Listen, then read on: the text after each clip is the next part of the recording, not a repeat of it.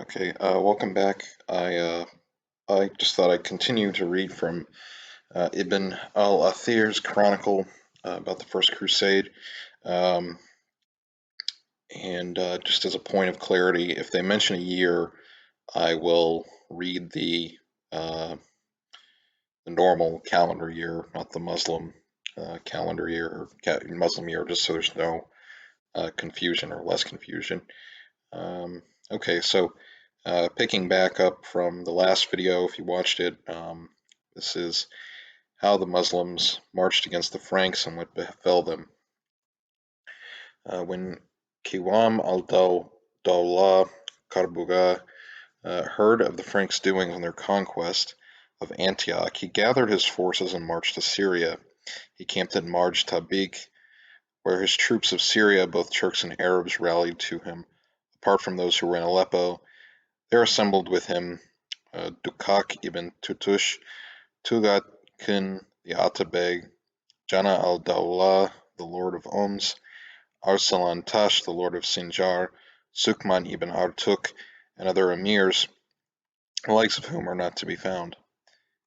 Hearing of this, the Franks' misfortunes increased, and they were fearful because of their weakness and their shortage of provisions. The Muslims came and besieged them in Antioch, but Karbuga behaved badly toward the Muslims with him.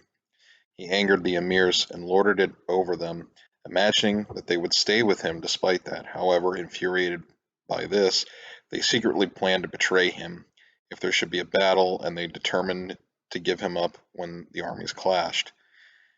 The Franks, after they had taken Antioch, were left for 12 days with nothing to eat. The powerful fed on their horses, while the wretched poor ate carrion and leaves. In view of this, they sent to Karbuga, asking him for terms to leave the city, but he did not grant what they sought. He said, "My sword alone will eject you." The following princes were with them: Baldwin, Raymond of St. Gilles, Count Godfrey, the Count Lord of Edessa, and Bohemond, the Lord of Antioch, their leader. There was a monk there, of influence amongst them, who was a cunning man. He said to them, "The Messiah, blessings be upon him, had a lance which was buried in the church at Antioch, which was a great building. If you find it, you will prevail. If you do not find it, then destruction is assured." He previously buried a lance in a place there and removed the traces of his digging. He commanded them to fast and repent, which they did for 3 days. On the 4th day he took them all into the place, accompanied by the common people and the workmen. They dug everywhere and found it as he had said. "Rejoice in your coming victory," he said to them. On the 5th day they went out of the gate, scattered groups of 5 or 6 or so. The Muslims said to Karbuga, "You ought to stand at the gate and kill all that come out, because now, when they are scattered, it is easy to deal with them." He replied, "No, do not do that. Leave them alone until they have all come out, and then we can kill them." He did not allow his men to engage them. However, one group of Muslims did kill several that had come out, but he came in person and ordered them to desist. When the Franks had all come out, and not one of them remained within, they drew up a great battle line. At that the Muslims turned their backs in flight, firstly because of the contempt and scorn with which Karbuga had treated them, and secondly because he had prevented them from killing the Franks. Their flight was complete. Not one had struck a blow with a sword, thrust with a spear, or shot an arrow. The last to flee were Sukman ibn Artuk and Jana al-Dawla, because they were stationed in ambush. Karbuga fled with them. When the Franks observed this, they thought that it was a trick, since there had been no battle such as to cause a flight, and they feared to pursue them. A company of warriors for the faith stood firm and fought zealously, seeking martyrdom. The Franks slew thousands of them, and seized as booty the provisions, money, furnishings, horses, and weapons that were in the camp. Their situation was restored, and their strength returned. Account of the Franks' conquest of Marat al-Numan. After the Franks had dealt with the Muslims as they did, they marched to Marat al-Numan and camped around it for a siege. The inhabitants fought them fiercely, and the Franks experienced hardship and trouble. as they met with serious resistance and hard-fought opposition. They then constructed a wooden tower to come alongside the city wall. The battle waged around it with no harm to the Muslims. When it was night, some of the Muslims became fearful and were overcome with defeatism and dismay. They thought that if they fortified themselves in some of the large houses, they could hold out there.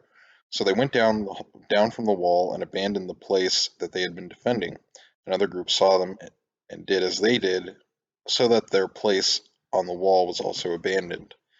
Group after group followed their neighbors, descending in from the wall until it was quite deserted. The Franks climbed on to it with ladders. When they were up there, the Moslems were quite at a loss and entered their houses. For 3 days the Franks put them to the sword and killed more than 100,000. They enslaved many and took possession of the town. They remained for 40 days and then marched to Arqa, which they besieged for 4 months. They mined the wall in several places but could not take the place. Munkid, the ruler of Shazar, sent envoys and reached an agreement with them. They marched on to Homs, which they besieged until the ruler, Jana al-Dawla, came to terms with them. Then by way of the Nakara Pass, they left for Accra, but were unable to take it.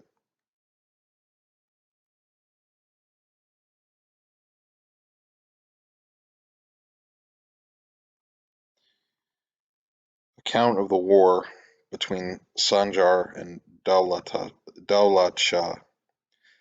Daulat Shah was a descendant of the Seljuk rulers. A number of the troops of Yabgu, brother of Tughril Bey, who were in Tukharistan, gathered to him and took Walij and Kamanj. Sultan Sanjar and his army marched against them. He came to Balkh, which he entered in Rajab of this year, June of 1098, and then left the town to give battle to Daulat Shah, who did not have sufficient troops to stand against his army. Daulat Shah's troops fought a little and then fled. Daulat Shah was taken prisoner and brought before Sanjar, who spared his life but imprisoned him and later blinded him.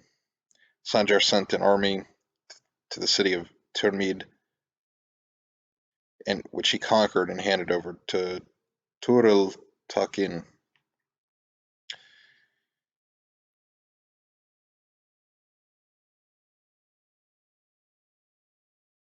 Miscellaneous events. During this year, Tamim ibn al-Muiz ibn Badis, ruler of Ifriqiya, conquered the island of Jerba, the island of Kerkena, and the city of Tunis.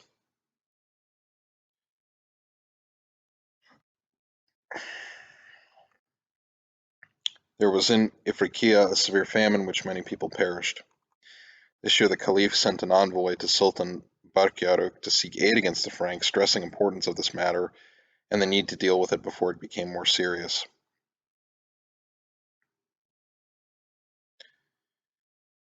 This year the following died. In July 1098, Abul Hassan Ahmad ibn al-Abd al-Qadir ibn Muhammad ibn Yusuf, who was born in the year 1021-22 and was an excellent scholar of Hadith, Abu Fadl Abd al-Wahhab ibn Muhammad al-Tamimi al-Anibali. He was a learned and eloquent scholar. In September 1098, Tirad ibn Muhammad al-Zanabi Hadith, his chains of transmission had high authority. The office of the Syndic of the Abbasids was held after him by his son, Sharaf al-Din ibn al-Tirad. In October 1098, Abul Fath al-Mufazzar ibn Rais al-Urwasa Abil Kazim ibn al-Muslimah. His house was a gathering place for scholars and divines. One of those who frequented it until his death was Sheikh Abu al-Ishaq al-Shirazi. Abu Faraj Sal ibn Bishir ibn Ahmad al-Isfaraini, one of the leading scholars of Hadith.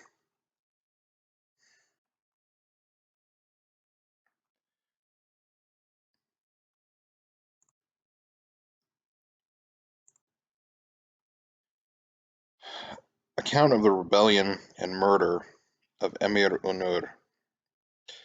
When Sultan Barkyaruk went to Khorasan, he put Emir Unur in charge of all the lands of Fars.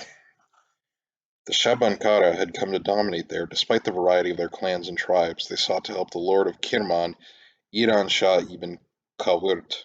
Having joined forces, they met Emir Unur in battle and defeated him, so that he retired in disarray to Isfahan. Isfahan. Excuse me. He sent to the Sultan asking for permission to join him in Khorasan, but he ordered him to remain in the region of the uplands, gave him command over Iraq, and wrote the troops in the vicinity that they should obey him. He stayed in Isfahan and then left to go to his fief in Azerbaijan. When he returned, the influence of the Batinis had spread in Isfahan. He took it upon himself to fight them and besieged a fortress on the mountains at Isfahan.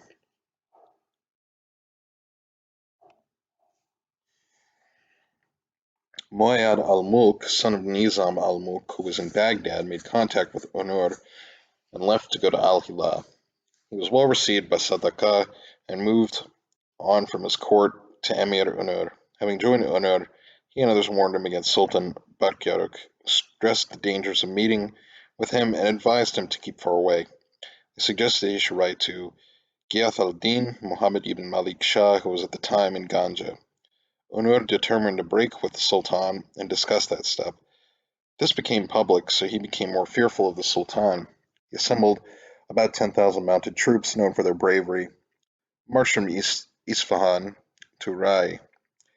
He sent to the Sultan to say that he was his humble and obedient servant. He surrendered Majd al-Mulk al-Balasani to him. If he did not, then he would rebel and cast off his allegiance. While he was breaking his fast, for it was his custom to fast several days a week, when he was close to finishing his meal, 3 half-breed Turks from Khwarazm,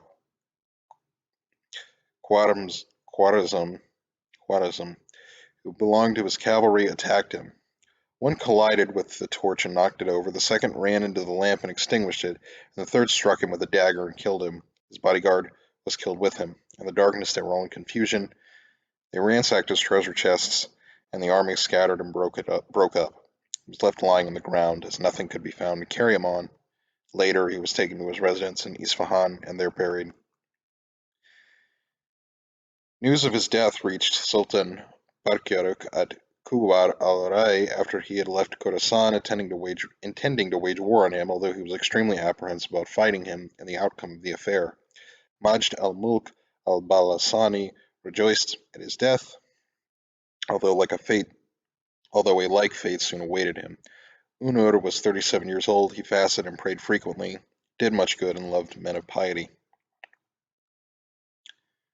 How the Franks, God cursed them, took Jerusalem.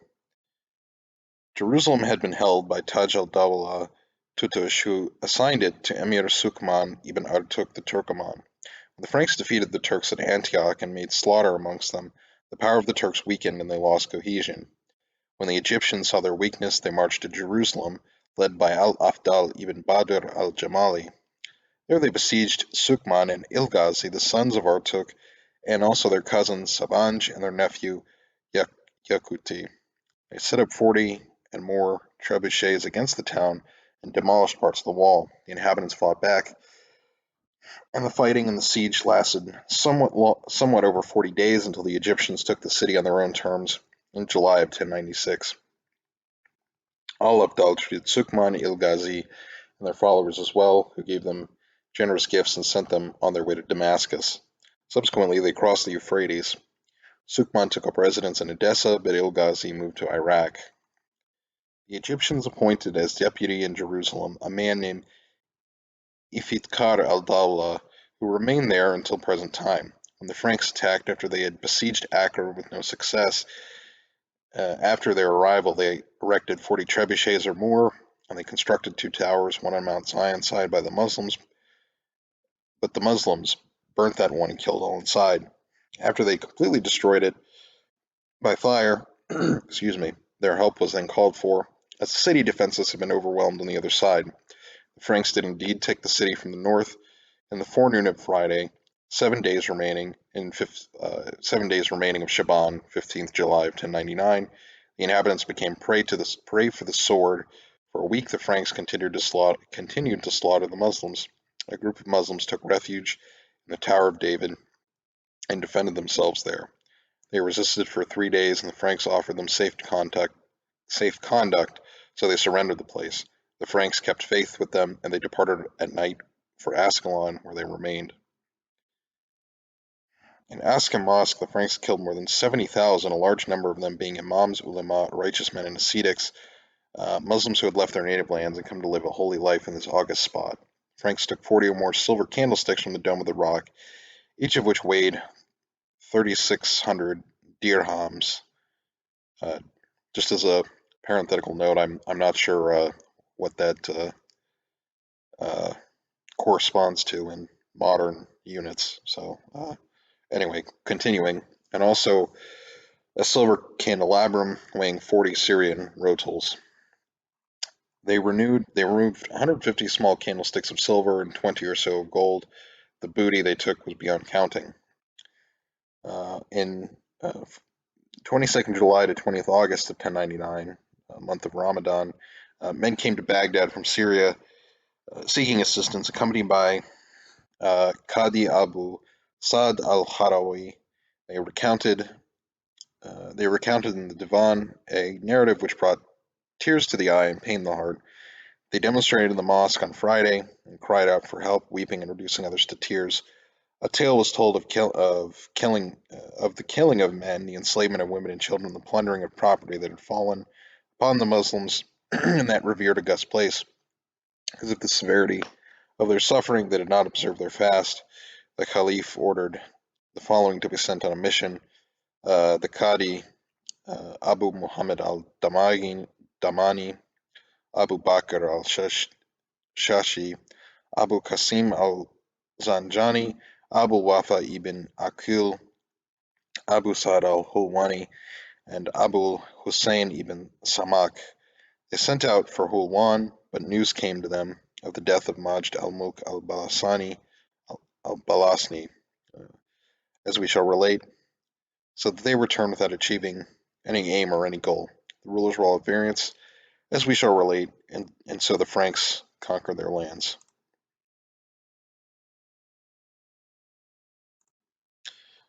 Okay, I think I'll pause there on this reading, just offer a little bit of commentary. So we can kind of see in this passage that the Muslims are clearly not unified. If we're looking at the episode, there's a war between the war between Sanjar and Daulat Shah, and then we have the what was it? We have just these various rebellions that we covered that al-Athir discusses, but sort of quite dramatic, the presentation of the Franks. They're killing, I guess they're just murdering everyone, according to al-Athir. So it's pretty surprising, I think, for the Muslims at this time that these Franks that they've sort of been able to defeat in the last few centuries are suddenly upstarts, able to come into the Holy Land, take advantage of their sort of lack of unity, and able to seize Jerusalem.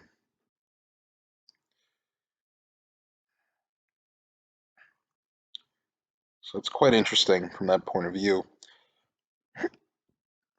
Excuse me. And I apologize for the readings of the names. They're a bit difficult in English Latin letters. So yeah. So I think I'll pause the reading here in this video, and the next section, if I just keep continuing, we have an account of warfare between the Franks and the Egyptians.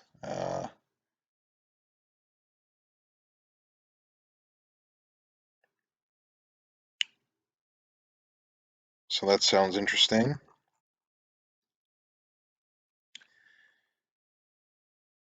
And if you like this, me reading the sources, I will try and do more of these. I think these are good.